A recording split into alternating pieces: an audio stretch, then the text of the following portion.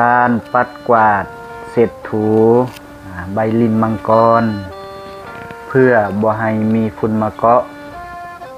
ก็เปรียบเสมือนการที่เฮาดุมันตรวจสอบจิตใจของเฮาเพื่อบ่ให้ความประมาทความโกรธความโลภความหลงมาเกาะติดจนบดบังแสงสว่างที่จะเกิดขึ้นเพราะฉะนั้นจงมั่นฝึกจิตใจให้มีสติในการดำรงชีวิตเพราะว่าจะเป็นการนั่งสมาธิการภาวนาอย่างต่างๆ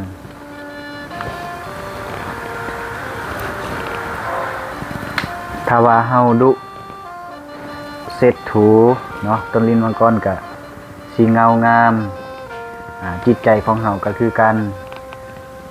ชีวิตของเฮาก็คือกันร่างกายก็คือกันถ้าเฮาดุเสร็จถูดูแลตนเองรักษาสุขภาพกายสุขภาพใจก็จะดีขึ้นไปตามลำดับเพราะฉะนั้นอย่าลืมดูแลตัวเองเนาะ